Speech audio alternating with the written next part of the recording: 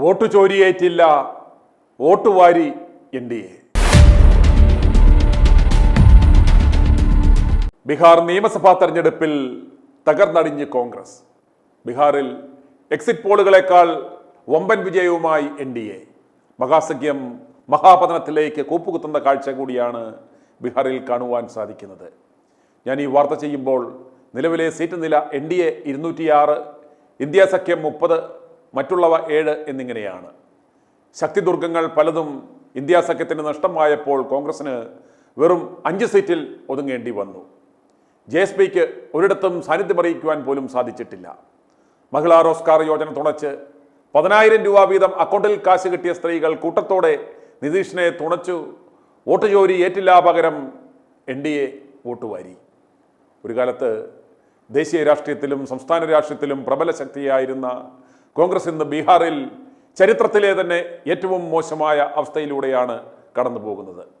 പലപ്പോഴും സംസ്ഥാനത്ത് 3-ാം സ്ഥാനത്തേക്ക് പാർട്ടി പിന്തള്ളപ്പെട്ടു. 1990-ൽ മുഖ്യമന്ത്രിയായിരുന്ന ജഗന്നാഥ് മിശ്രയുടെ കീഴിലായിരുന്നു സംസ്ഥാനത്ത് കോൺഗ്രസ് പാർട്ടി അവസാനമായി ശക്തമായ സാന്നിധ്യം അറിയിച്ചിരുന്നത്. എന്നാൽ ഇതിനുശേഷം ചരിത്രം മാറി. പിന്നീട് ഒരിക്കലും സംസ്ഥാനത്ത് പ്രബല ശക്തിയായി മാറുവാൻ കോൺഗ്രസിന് കഴിഞ്ഞില്ല. ഇത്തവണ ബീഹാർ തെരഞ്ഞെടുപ്പിൽ എല്ലാ പാർട്ടികളും ഡിജിറ്റൽ AI സാങ്കേതിക വിദ്യകളടക്കമുള്ള മികച്ച ഉപാധികൾ ഉപയോഗിച്ചുള്ള പ്രചരണമാണ് നടത്തിയത്. ഇതിൽ കോൺഗ്രസ് ആകട്ടെ രാഹുൽ ഗാന്ധിയുടെ വോട്ട് ചോരി ക്യാമ്പയിനിലാണ് കൂടുതൽ ശ്രദ്ധ കേന്ദ്രീകരിച്ചത്. തീവ്ര വോട്ടർ പട്ടിക പരിഷ്കരണം, വോട്ടർ അധികാർ യാത്ര തുടങ്ങിയ പല പ്രചരണങ്ങളും നടത്തി. എന്നാൽ ബീഹാറിൽ ജയിച്ചു കയറുവാൻ ഇതൊന്നും മതിയാവാതെ വന്നു എന്നാണ് ഈ വോട്ട് നില വ്യക്തമാക്കുന്നത്.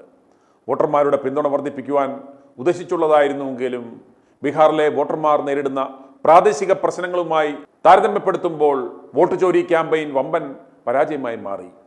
61 സീറ്റുകളിൽ മത്സരിച്ച കോൺഗ്രസിന് വെറും 5 സീറ്റുകളിൽ മാത്രമാണ് വിജയിക്കുവാൻ സാധിച്ചത് എന്ന് പറയുമ്പോൾ തന്നെ അവരുടെ ആ ഗതികേട് നമുക്ക് മനസ്സിലാകും. എന്നാൽ ഇത്രയും ആരോപണങ്ങൾ കേട്ടിട്ടും BJP 101 സീറ്റുകളിൽ മത്സരിച്ചപ്പോൾ ഇതുവരെ 94 സീറ്റുകളിൽ വിജയിച്ചു. JDU 82 സീറ്റുകളിലും വിജയിച്ചു. ഇടതുപക്ഷത്തിന് പോലും 3 സീറ്റുകളിൽ വിജയിക്കാനായപ്പോൾ കോൺഗ്രസിന്റെ ദയനീയാവസ്ഥ നിങ്ങളൊന്ന് മനസ്സിലാക്കണം. 2020-ലെ തെരഞ്ഞെടുപ്പിൽ 70 സീറ്റുകളിൽ മത്സരിച്ച കോൺഗ്രസിന് 27 സീറ്റുകൾ മാത്രമാണ് നേടാനായത്. എന്നാൽ ഇത്തവണ പാർട്ടിയുടെ പ്രകടനം ഇതിലും മോശം നിലയിലേക്ക് കൂപ്പുകുത്തിയിരിക്കുകയാണ്. വെറും 5 ഇടത്ത് മാത്രം വിജയം. പാർട്ടിയുടെ സംഘടനാ ദൗർബല്യവും പ്രാദേശിക നേതൃത്വത്തിന്റെ അഭാവവും പരാജയത്തിന്റെ ആക്കം കൂട്ടിയെന്നാണ് വിലയിരുത്തൽ. രാഹുലിന് കിളന്ന് ചിക്കൻ എത്തിച്ചു കൊടുക്കുന്ന, അതിന് ശ്രദ്ധ കേന്ദ്രീകരിച്ചിരുന്ന ആലപ്പുഴ കോവാലിനും റബ്ബർ സ്റ്റാമ്പ് ഗർഹയും ഒക്കെ ചേർന്ന് കോൺഗ്രസ് പ്രസ്ഥാനത്തെ ഈ പരുവത്തിലാക്കിയെടുത്തു. ഇനി മുടിപ്പിക്കുവാനായി അവശേഷിക്കുന്നത് കേരളം മാത്രമാണ്. അതിനായി കോവാലൻ കേരളത്തിൽ തമ്പടിച്ച് കിടന്ന് പണിഞ്ഞുകൊണ്ടിരിക്കുകയാണ്. കോൺഗ്രസിന്റെ ദയനീയമായ പ്രകടനം സഖ്യകക്ഷികളായ രാഷ്ട്രീയ ജനതാദളിന് ഒരു ഭാരമായി മാറിയിരിക്കുകയാണെന്ന് തന്നെ പറയാം. വരും ദിവസങ്ങളിൽ ഇത് മഹാസഖ്യത്തെ ആകെ പ്രതികൂലമായി ബാധിക്കും. എന്നാൽ മറുവശത്ത് നിലവിൽ 206-ലധികം സീറ്റുകളുമായി മുന്നിട്ട് നിൽക്കുന്ന നാഷണൽ ഡെമോക്രാറ്റിക് അലയൻസ് അഥവാ NDA മികച്ച പ്രകടനമാണ് കാഴ്ചവെക്കുന്നത്. 2010-ൽ 206 സീറ്റുകൾ NDA നേടിയിരുന്നു. നിലവിലെ കുതിപ്പ് വെച്ച് ഈ നേട്ടം ഇത്തവണയും NDA ആവർത്തിക്കാനോ മറികടക്കാനോ സാധ്യതയുണ്ടെന്നാണ് ട്രെൻഡുകൾ സൂചിപ്പിക്കുന്നത്. രാജ്യത്തെ ഏറ്റവും പ്രായം ചെന്ന പാർട്ടിയുടെ ശനിദശ തുടരുകയാണ് എന്ന് തന്നെ നമുക്ക് പറയാം. ബീഹാറിലും കനത്ത പരാജയം ഏറ്റുവാങ്ങിയ കോൺഗ്രസ് ദേശീയ തലത്തിൽ വീണ്ടും കൂടുതൽ ശോഷിച്ചിരിക്കുകയാണ്. സീറ്റ് വിഭജനത്തിലടക്കം വലിയ വിട്ടുവീഴ്ച ചെയ്ത് RJDയുടെ പിന്നിൽ നിഴൽ പോലെ നിന്ന് മത്സരിച്ച കോൺഗ്രസിന് സ്വന്തം മുഖം പോലും നഷ്ടപ്പെടും വിധം പരാജയം രുചിക്കേണ്ടി വന്നു. 2015-ൽ മഹാസഖ്യത്തിന്റെ ഭാഗമായി 41 സീറ്റിൽ മത്സരിച്ച കോൺഗ്രസ് 27 സീറ്റിൽ മാത്രമായിരുന്നു വിജയിച്ചത്.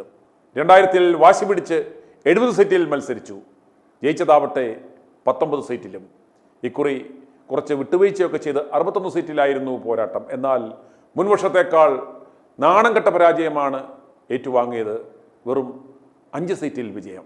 രാഹുൽ ഗാന്ധി ഉയർത്തിയ വോട്ട് ചോരി ആരോപണം വമ്പൻ വോട്ടായി മാറുമെന്ന കണക്കുകൂട്ടലാണ് കോൺഗ്രസിന് പിഴച്ചത്. ബീഹാറിന്റെ തെരുവുകളിലൂടെ രാഹുൽ നടത്തിയ ജൻ അധികാർ യാത്രയിൽ കണ്ട ജനപങ്കാളിത്തത്തിന്റെ തിരളക്കമൊന്നും പക്ഷേ വോട്ടിംഗ് യന്ത്രത്തിൽ പ്രതിഫലിച്ചില്ല. RJD ഉൾപ്പെടെയുള്ള മഹാസഖ്യത്തിലെ മറ്റു പാർട്ടികളും ഏറ്റെടുക്കാതെ ആയതോടെ വോട്ട് ചോരി രാഹുലിന്റെ മാത്രം ഒരു ആയുധമായി മാറി. കോൺഗ്രസ് നേതാക്കന്മാർ പോലും ഈ വിഷയം വേണ്ട വിധത്തിൽ ഏറ്റെടുത്തില്ല. യുവാക്കളെ ആകർഷിക്കുവാനുള്ള സമൂഹ മാധ്യമ ക്യാമ്പയിനും AC ഇല്ല. സംഘടനാ സംവിധാനത്തിന്റെ ദൗർബല്യവും പരാജയത്തിന് വഴിവെച്ചു.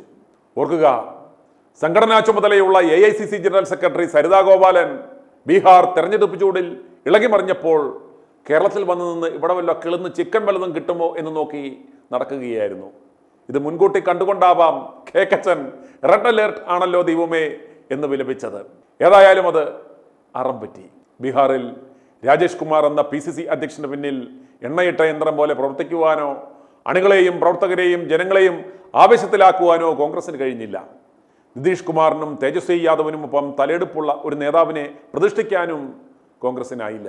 വോട്ടെടുപ്പിന് തൊട്ടു പിന്നാലെ ബീഹാറിലെ മുതിർന്ന നേതാവും മുൻ ദേശീയ വക്താവുമായ ഷക്കീൽ അഹമ്മദ് പാർട്ടി വിട്ടത് കോൺഗ്രസ് മുങ്ങുകയാണ് എന്ന് മനസ്സിലാക്കി തന്നെയാണ്. എന്നാൽ നാണംകെട്ട തോൽവിയിലും തെരഞ്ഞെടുപ്പ് കമ്മീഷനെ പഴിചാരുകയാണ് ഇപ്പോൾ കോൺഗ്രസ്. ബീഹാർ നിയമസഭയുടെ കാലാവധി 2025 നവംബർ 22 അവസാനിക്കാനിരിക്കെ നിയമസഭയിലേക്കുള്ള 243 അംഗങ്ങളെ തിരഞ്ഞെടുക്കുന്നതിനായി 2025 നവംബർ 6 മുതൽ നവംബർ 11 വരെ നടന്ന തെരഞ്ഞെടുപ്പിന്റെ വോട്ടെണ്ണലാണ് ഇപ്പോൾ പൂർത്തിയായിക്കൊണ്ടിരിക്കുന്നത്.